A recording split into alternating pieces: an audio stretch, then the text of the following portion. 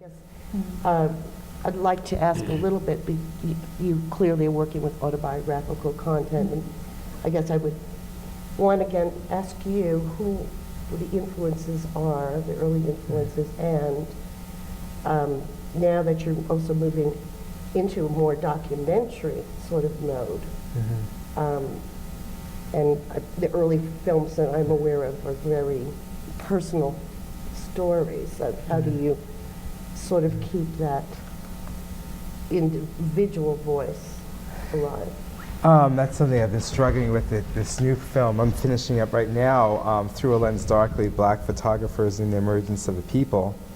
Yeah, you know, I just, I tried, well, I just go back to the earlier voices and the earlier influences.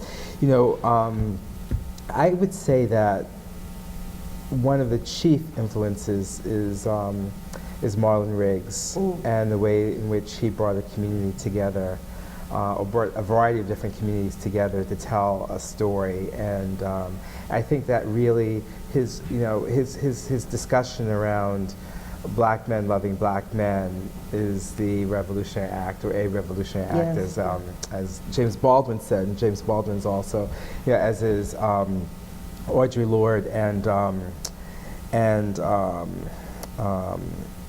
yeah, I mean, I think that a lot of, for me, it's really about poetry. Even though I work in film, it's really about poetry, and whether it's the actual poetic text or it's using, in this film, I'm trying to use image as text in a way that really helps people or challenges people to think about the position of the photographer and of the subject simultaneously, and how that travels through time in terms of having to deal with how one is constructed from without, and also at the same time affirm, you know, the spirit, you know, of, you know, and that the tension, you know, particularly in this country, but I think I mean all over the world, but particularly in this country as an African American, you know, coming out of African diasporic African American kind of context.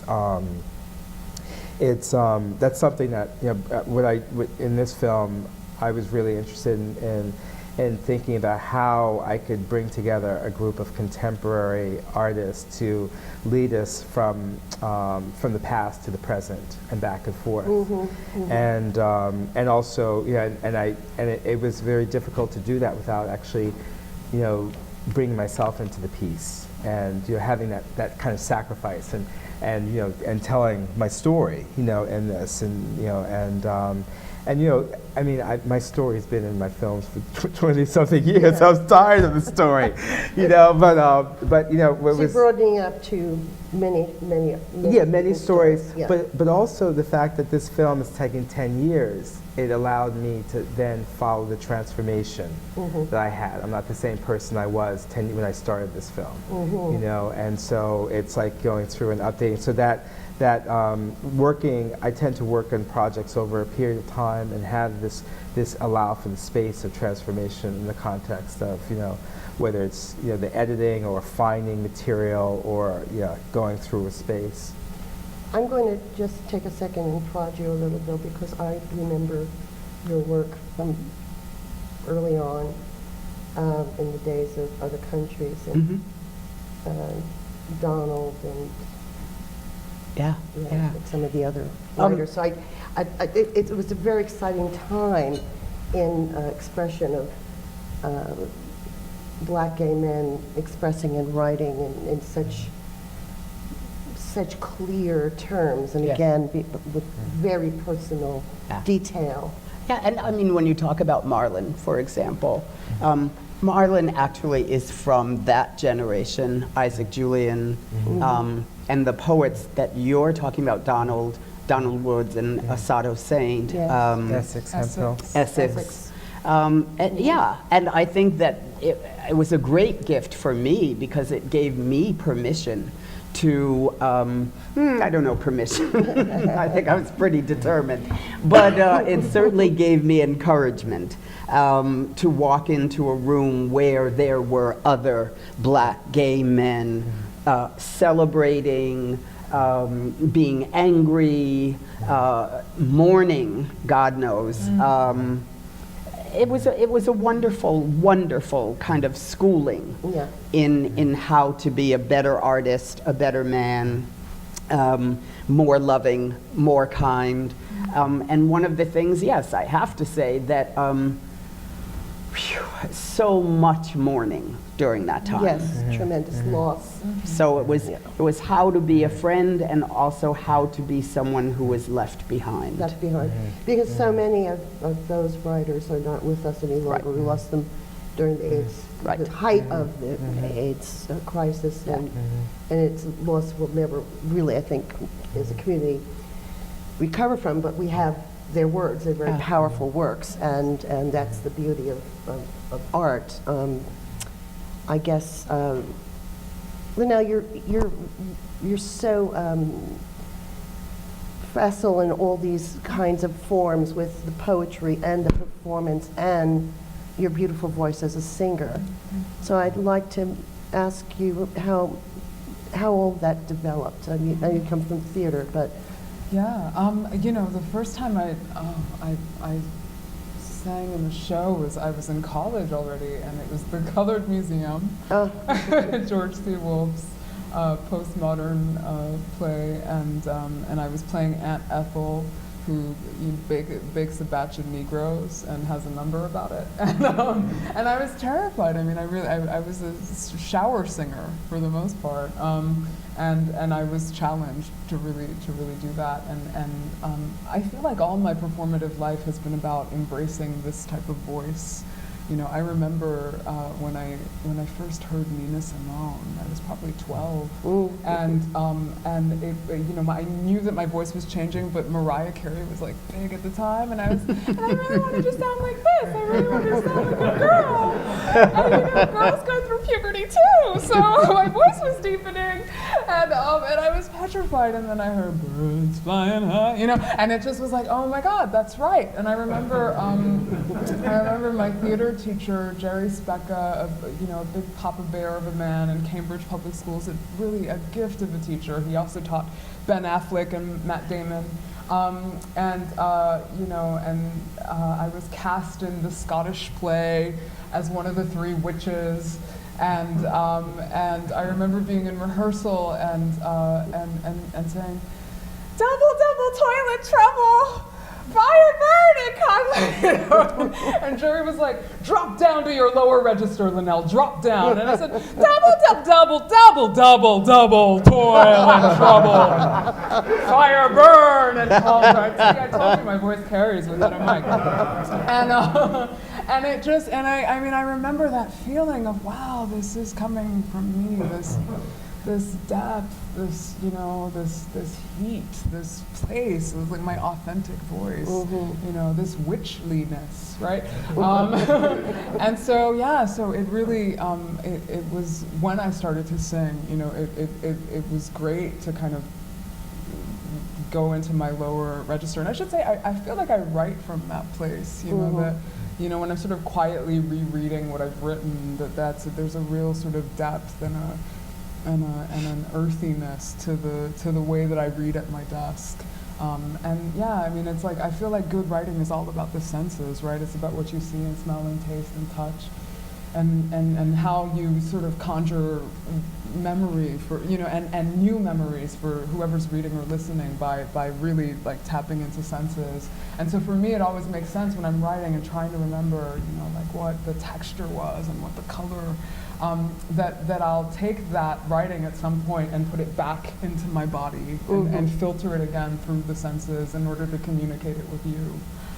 You know, if I bother to get up here, I mean, there's plenty of stuff that I write that is really only for the page, but if I bother to get up and present something, it should be reconnected to the senses so that you can have more than just a literary, you know, page poet experience, that you sort of leave feeling something, I hope. Oh, sorry. Yeah, go. I'm It's sorry. a conversation. Eve, we hit on something going back to heroes that it struck me and it stayed with me, and I just wanted to talk about it a bit. We were talking about Hansberry, And one of my big heroes, probably the first person who, when you talk about giving permission, I kind of watched the television and said, oh, if he can be like that, I totally can, and that's Baldwin. Because he was just so outrageously who he was, and yet so articulate and so poetic and so theatrical. But when you talk about someone like Hansberry, what I think is so significant is the whole idea of how dare you was not just that she was a black writer, but that she was a woman and a black writer, and how dare you have the audacity to put this stuff out and be so brave and so bold about it. And I think that a lot of what we have the privilege of is not having to ask permission and not having the academy come down on us and say, how dare you? And I think I still am so grateful to those people who paid so many dues. You know, we don't even attach Hansberry to some of our feminist views, and yet a lot of the adverse publicity around her was simply because she was an independent black writer in her time, writing revolutionary things. Yes. So I'm going to And a have black lesbian writer. And, well, she was a black lesbian writer, which was not widely known and interesting. But interesting that the archives are revealing, Yes. you know, this space that, you know, that where she was operating from, because it was also her passion with regards to, like, you know, the letters that she was writing, you know, and I just think that that's just amazing. That, you know, for me, one of the things I'm really drawn to is what the archive reveals, and I think that I just want to go back to just say that, you know, the people who really opened up the space of the archive, to me, was also Isaac Julian and John Akomfrah, especially in the early 90s, you know, and just really opening up, and also, you know, Coco Fusco and Amancha Diawara, and, you know, people who were really helping us to think about things in ways that we could transform ourselves by looking at, you know, transforming history to transform ourselves, you know, and that was it. Just hold that thought for one moment. I just want to acknowledge that actually Monthia is here. I just looked out and see him here. So, hi Monthia, and thank you for conceiving of this series. I actually have to allow a certain amount of time for Q&A, and I'm sure the audience has many questions to ask of you. I would just, do we have time for a very brief, for the artists to touch on very briefly what they're working on right now? Okay, so let's just roll this way. Bill. Mine will be super brief, because I never tell. Oh. I'm working on a book, and that's all I can say. Wish me well.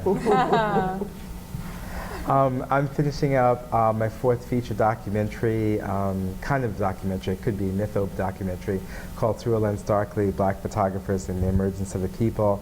And it's also this touring roadshow, Digital Diaspora Family Reunion, and a narrative project as well. So is it true that we can find, if we just Google you, we'll be led to find where you can upload photos? Yes, yes, yes. So it just raises Google the top. And I also have Thomas. cards too. Okay. So, yeah.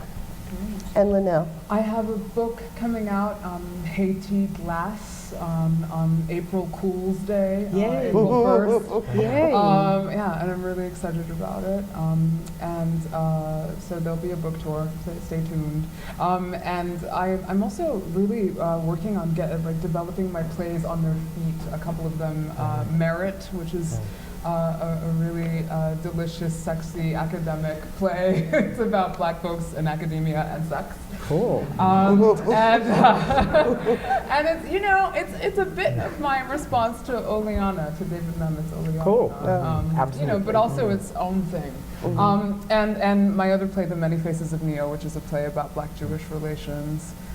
That I've been working on for a minute, and I finally feel really excited to share with the public in a for real way. So yeah, so Haiti Glass and Merit. And I actually forgot something I can share. Celebrating Heroes. Adrienne Kennedy, also one of my favorite playwrights. Yeah. Directing a tribute to her on December 1st at the Wild Project, which is on 5th Street, I think. 5th Street. Look, Phoenix 3rd, thank you. 3rd Street, Phoenix Theater Ensemble is producing it. So if you go to their website, you can get information. And it's going to be great. I don't know how many of you, there's a woman named Lizanne Mitchell whom I'm delighted to have in the cast. Wonderful African-American actress. And we're running through Funny House. We're running through, Movie Star has to star in black and white. Great cast, so please, please. I'm so happy to be able to work on her material. She's a goddess. Yes. So, yeah.